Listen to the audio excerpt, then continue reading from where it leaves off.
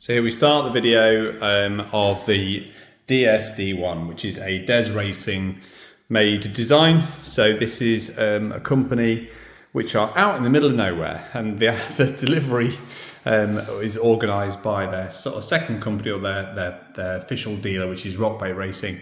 And this came all the way from Hawaii, according to the delivery note. But I think they're made in Thailand or somewhere in the midst there. But anyway, Rockbait Racing have delivered me a DSD1. It did take a long period of time. I suggest if you want one of these, you don't be in a rush. But £110 for the chassis pre-order. It looked like an interesting bit of kit to purchase and to have a look at and to give it a go. And I happen to have a full purple setup of stuff. And a spare shell for it to go onto, and spare wheels too. So my plan was to build the DSD1 for cheap, have a bit of fun with it, and see what it's all about. And I suppose as another simple chassis, how does it compare to the d.like? It's got no suspension, it's super slim and simple, and I quite like the idea of having two chassis, my kind of fully hopped up D5, with loads of mods and stuff done to it. And then a really simple chassis to kind of go alongside it as something different to have a play with.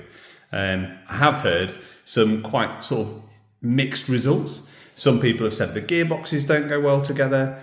Some people have complained about assembly, and there's been some changes to their assembly methods online. So it's worth having a look on their website just to see if there's any more updates to the way of assembly to make sure you get it right.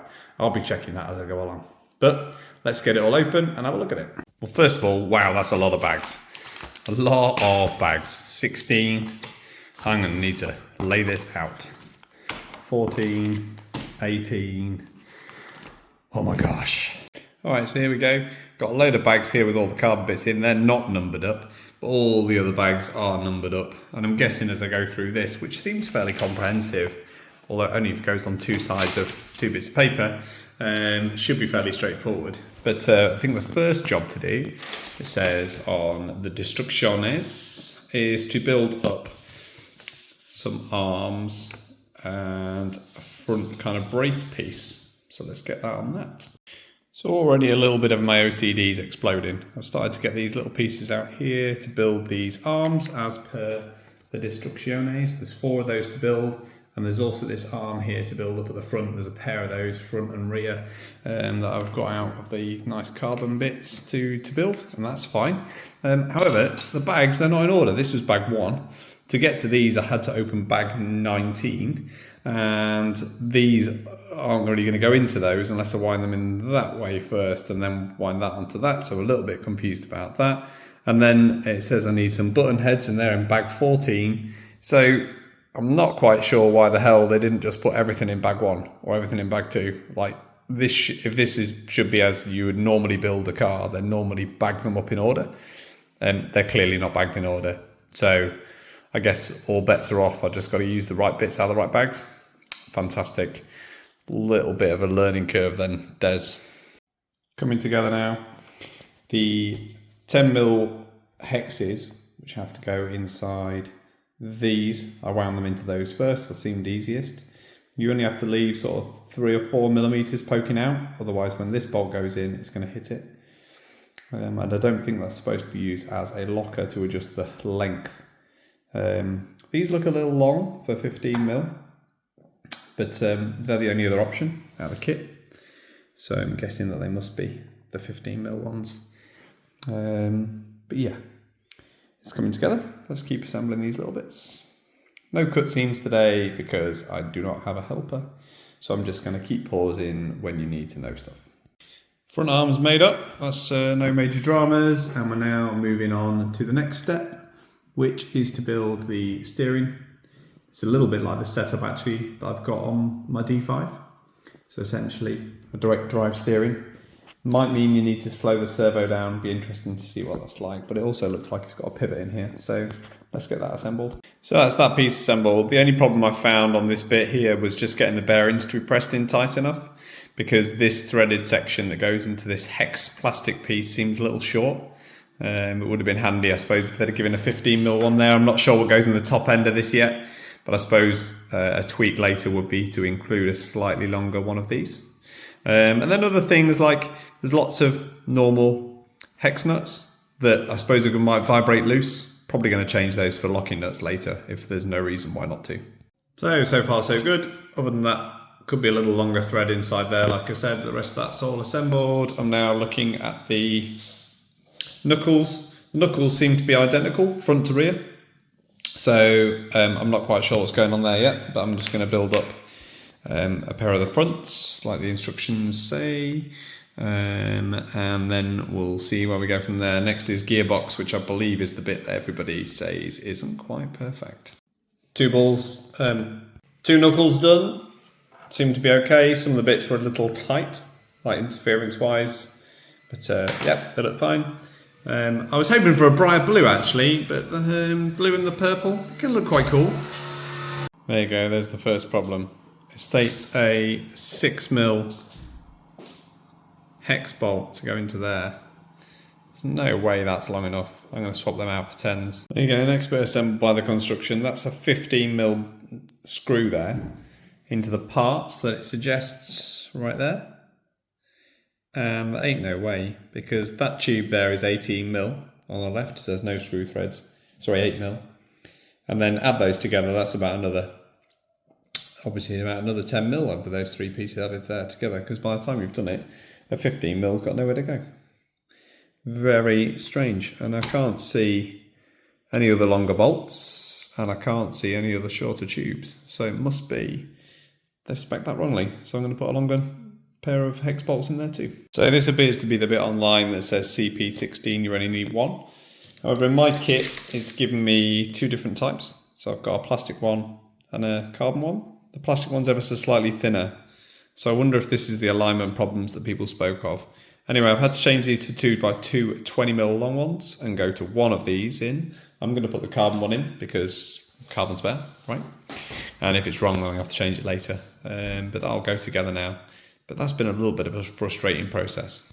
So, update on the process. I went to Slide House last night. It's now the next day of the build. And yeah, I saw Bert there. Bert's got a d.e.s Racing DSD1 and gave it a go. And it was actually really pleasing. I was actually well impressed with the way the chassis drove. So it's now inspired me to come back and get mine finished. One thing I have decided is that I'm not going to put the diff together because it's just a YD2 geared diff and I want it to be adjustable. So I'm going to chuck in there a ball diff which I have sat around, which should make zero difference to the car other than the fact that it will be adjustable and it'll be set an ish to what that would be anyway. The other thing that Bert said was he had problems with this. Now I've just built this part of the gearbox. And I don't know whether you can see that, but it does feel incredibly tight, okay?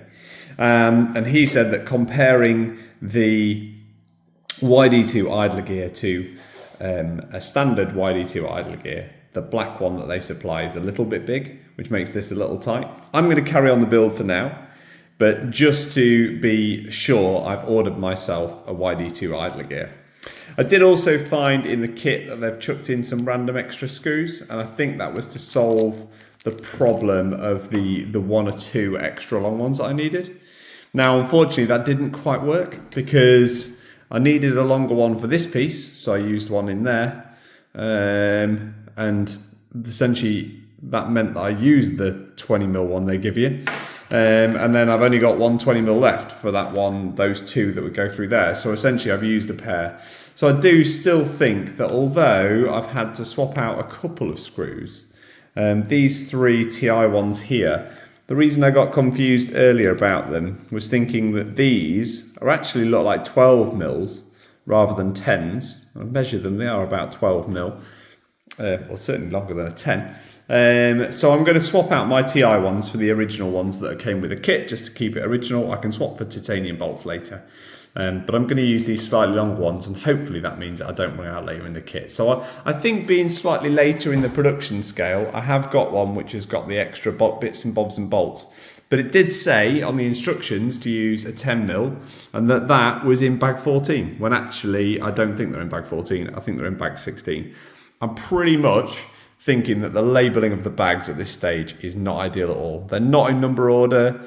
They don't quite match the instructions. There's random extra bags chucked in with odd extra bolts. Like I've got an extra pair of these, for example, with no numbering at all. And I think that's to correct some of the early production issues. So I'm going to discount the numbers on the bags, and I'm just going to make it as the instructions say, with the parts that are provided, but ignore the numbers. And fingers crossed that works perfectly. Let's carry on putting this gearbox part together and see how tight this gear is. Yeah, update, that didn't quite work.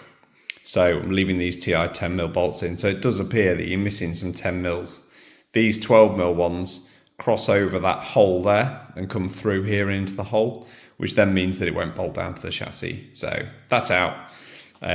You're absolutely missing some 10mm. I'm not quite sure how they expected you to build it with these ones, as they are way too short.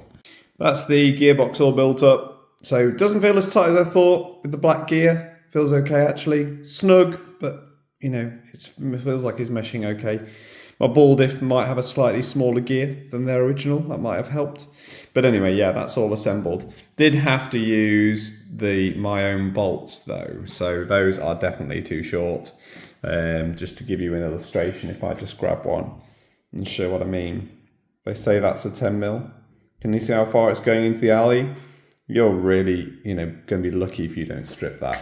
So, as a comparison, I can show you which ones I have been using. I've been using these. Sorry for the camera shake. Can you see that? So it just goes before that. That is a 10mm. Right, they've been supplying 8s. So I definitely think you need a bolt kit. I mean, these kits off eBay, they're only a few pounds, maybe £5 or £6 a kit. Definitely useful. I've got a TI kit, a titanium kit from when I was building something else. So I've decided to bin off the bolts they've supplied and just build it with a full titanium kit. So I've replaced all the ones on the front arms with titanium and so on. Yeah, a bit disappointing. So far, to summarise the problems I've found, bolts are too short. Everything else is actually going okay. I do think that this part here, this plastic part here, seems a little bit weak, but it wouldn't be hard to change that out. Myself and Bert were discussing that for one of these brass boys, to put an extra bit of strength in there if we feel the need to later. So that's maybe a nice little tweaky upgrade. But then that was the point of this car. I did want something that was like, a Meccano kit that I can do what I like to. So let's carry on assembling. I'll bash the rest together. There we go. That's the full gearbox built with some of the arms adding onto the back. I did start to use locking nuts as I don't want stuff to vibrate off on the track, and I did start to put some little purple additions in there as some washers to get things nice and tight. But again, titanium bolts, bits in there. She's starting to look pretty cool. Sorry, this is moving away from a standard build, but being the fact that everything that's going on it is purple, I kind of wanted it to be a blue and purple to match the blue and purple and sky blue colours and wheels and everything else. So yeah, starting to get there. Now I'm on to building the front arms, which seem fairly straightforward. One thing that Bert said on the track is that he thinks he got them the wrong way up. If you look at the arm, you can see that the lower part of the arm is down towards the bottom arm there. So just to make sure that when you assemble it, try and get it that way around. If you can see that these arms are being pushed apart and stressed or twisted in any way, you've probably got it the wrong way up. And he found that it made the back end too tight because you're relying on the flex of these carbon to make the car grip up. Did find with a little more flex it was better. I think it would be really good fun to play around with some of these things and put some rubber O-rings in to allow some movement, a bit like a D-like, but I think that comes for playing later. So I appear to have gone a bit off grid because once I made the gearbox and the rear arms up, I thought I'd just finish off the back. So that's the back assembled as per the instructions. I think it looks really smart. I like all the carbon finish. I like all the alley finish. Gearbox is looking all right. One thing that I think Bert did was flip these arms. I've just messaged him for a bit of advice because it feels a little tight with it that way up. Whether that part there feels a bit like it's pushing downwards. You can see it's pushing downwards like that or being pulled. I suppose that's to make a bit of tightness, but if you swap this knuckle for the knuckle on the other side, you can see how it's sort of staggered. That would just loosen that off a little bit and soften the rear end for a bit of extra grip potentially. So yeah, anyway, I'm building as per the instructions, but yeah, that's that so far. Really frustratingly, this has a grub screw in here. You see that little grub screw in there? One of them was missing in my kit, so I had to make one up. So now we've got bolts that are too short and one of those that's missing. So I can see where people's frustrations are coming from with this kit. It's a real shame because actually the kit is really cool. I'm really enjoying this so far, and Bert's drove really well. So hey ho, but we'll finish it off. Let's carry on. Okay, as I said before, sorry I'm not filming the build bits of this car build like I normally do, but yeah, hopefully you're getting the point. So the front kind of drive steering system's been assembled, lower arms been assembled. One thing I did hear of a criticism from Bert was that these two bottom bolt holes are very tight. So it seems that the two bolts, one of them goes in a bit of an angle. But actually, when you look at it, I wonder that it's been drilled like that on purpose to try and keep that bottom arm super tight. So I just made mine fit. I just tightened it up and it seems to have gone in okay. And it doesn't have any play in it, so that's quite nice. So I've just left that as it is. Perhaps it's a manufacturing error that I didn't understand. But yeah, it's coming together, front end's nearly done. Just got to assemble that bit on the top part there. One thing to note before you build it is that the two arms are different. One of the arms has two holes in either side, and that goes at the top here, and the bottom one does not have that. So just make sure when you build those arms with the ball joints in the right places that you get that one on the top. Okay. So sit rep, I started attaching the front parts here.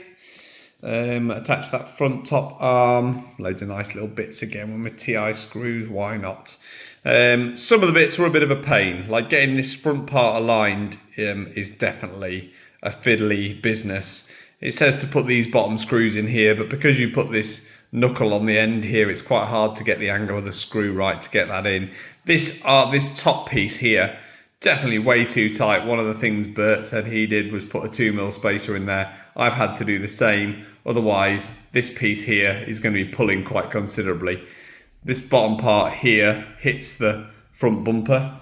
I suppose one thing you could do is just move the bumper to below. So if you put the bumper underneath, then that'll give that enough space to pull this part here forwards and lift that part up higher, which give you a bit of movement in those arms. But yeah, it's a bit more fiddly than you would think to build. I definitely think this is, you know, an interesting lightweight chassis build, and kind of an enthusiast's build rather than a new person's build. Other little things that I can see that an issue.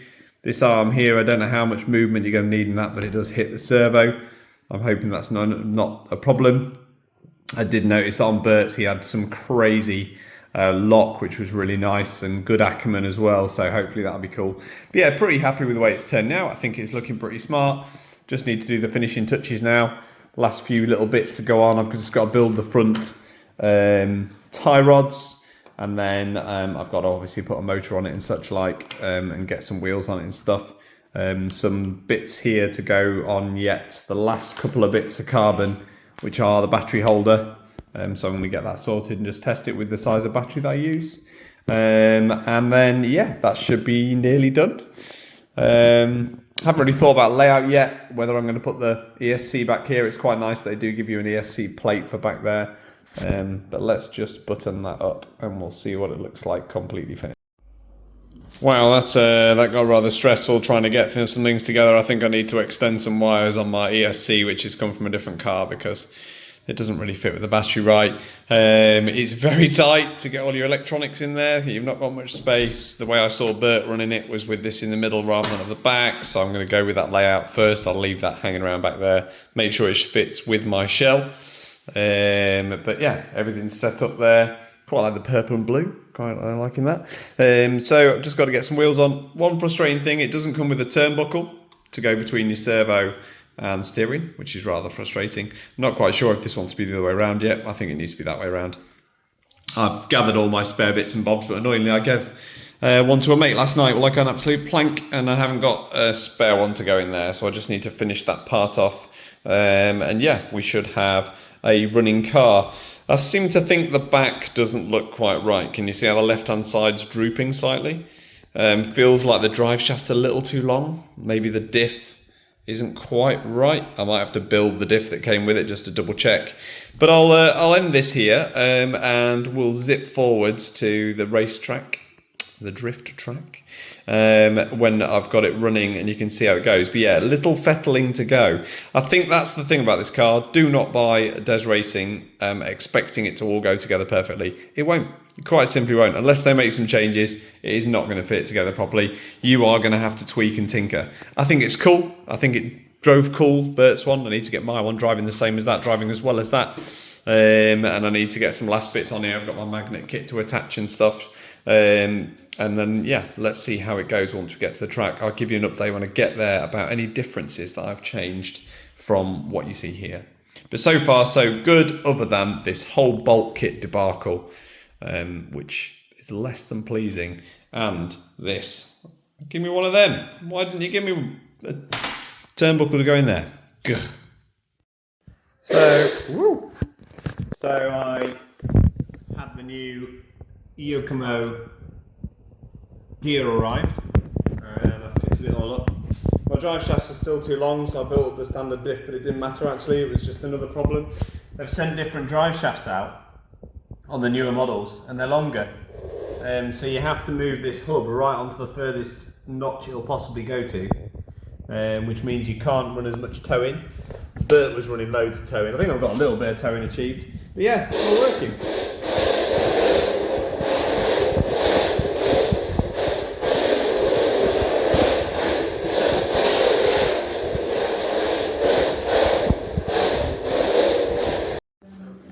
When you finish your car, you got to do some obligatory rings.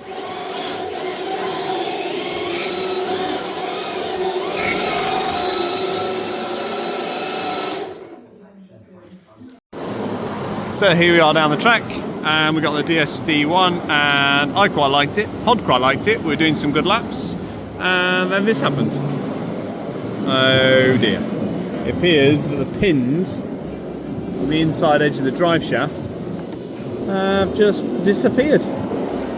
So I think that's a drive shaft death. Now somebody did comment that the drive shafts weren't that great. I think I've just proven the drive shafts aren't that great. Going well then. So I was right, it appears the pin's fallen out, but there's no grub screw on the end to tighten the pin up on these. So I've got a spare pin, but I'm just going to have to glue it in. I think I'm going to buy some new drive shafts for it, because these are not great. So here we go then, this is the DSD1, being driven by my good friend Dave. To summarise what we think about it, we all think it drives alright, straight out of the box. It's quite a nice little drive. It's quite easy to drive, isn't it? Easy to drive. The things that I've disliked about it is, obviously you saw a minute ago, I had a drive shaft issue where the part of the drive shaft folded out. I had to glue that back in because there's no grub screw to hold it in. So I think one definite change would be to change the drive shafts. The idler, I had to buy an idler from a YD2. The idler that they supply is way too tight for the gearbox, and I'm probably going to change out the diff, which is okay but doesn't look particularly well made. Some of the bits look a little bit loose and stuff. So the drive shafts they supply are also slightly too long, which confused me. I had to send them a message and ask them why the instructions show to bolt the kit together in one way when actually they don't fit that way. So yeah, there's some definite problems with the kit. It's a fun little thing to play around with, but there's definite problems with that. If you're looking to buy a kit and just build it and enjoy it, you're not going to get that experience from a DES Racing DSD1, which is a bit of a shame, but I like supporting different things. I like buying chassis and playing around with things that no one else is particularly going to buy, and that's what it is, and it kind of works, and it's different, and it's super simple. And I like the fact there's no suspension. Do you want to bring it over, Dave?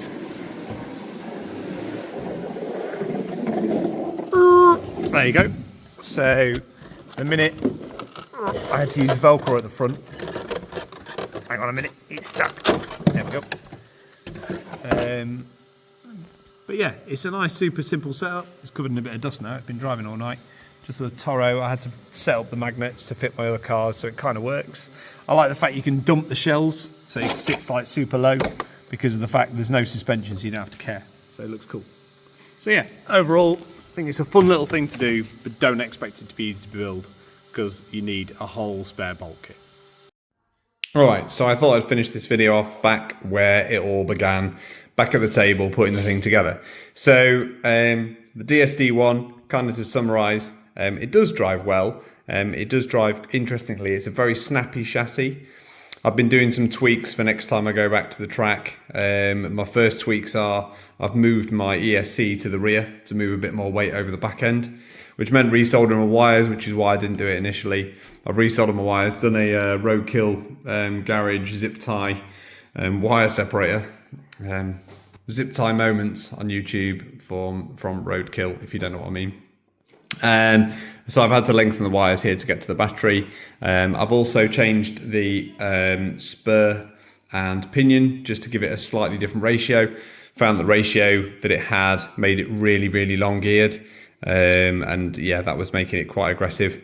That was just what Bert said at Slidehouse, was to use a long geared one. I tried it. Yeah, I think I'd rather something a bit shorter and a bit more high revving on the motor, so I've gone for that to try that out. Another shout out to Bert though for his idea about how to set the front up with a support to hold the shell. That's just a normal front end magnet mount with a bit of Velcro stuck to it on a couple of standoffs, which looks quite nice. So that works well. I think other bits that I've changed that you need to know about, so continuing on our problems, I've taken out the diff that it came with. You can just about see the different diff in there. So I've put a YD2 ball diff in there. The ball diff did fit, but you do need to run different axles. So I've put some Yokomo D5 Racing 44mm axles in there. I took a pair out my D5 and tried them in there, and it fit absolutely spot on. Which also allowed me to correct another couple of issues. So these bottom bolts here, I had to space them right out to the far end hole, meaning there's only one hole in at the back, which was the direction from them, but didn't work very well because one slight knock and you're knocking out your camber and your toe and the wheels were all over the place. So I'm back to 2 bolts at the back, which definitely looks a bit better with regards to trying to retain the geometries that you set up on your setup station. Also means you've got a bit of movement here to adjust and actually get a better setting.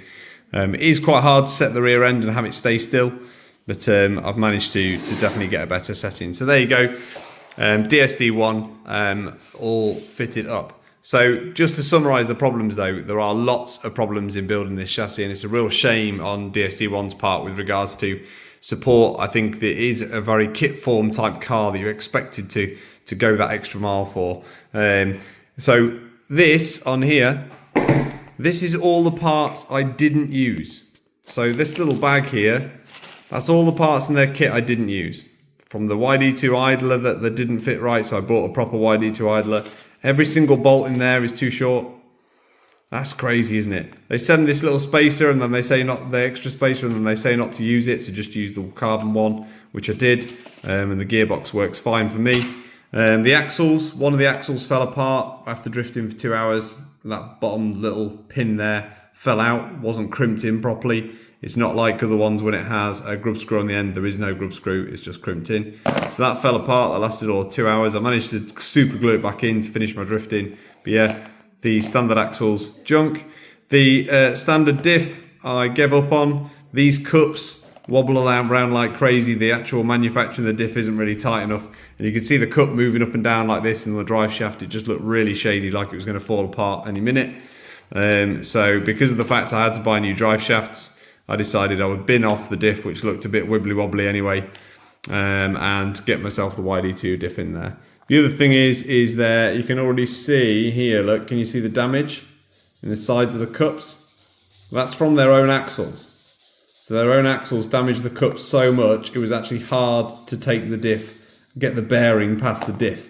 I actually had to sand that back a little bit and crimp it back a little bit to get the bearing back off the diff. So I could fit the YD2 diff because I didn't have a spare bearing. So yeah, my advice is, if you want to build a DSD1, buy a bolt kit first, plan that out, buy drive shafts 44mm, and buy a YD2 ball diff and get rid of all of that junk.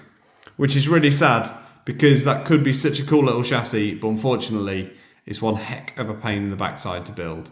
What a shame, but if you're prepared to go there, it's a good, different, interesting design of a super light car.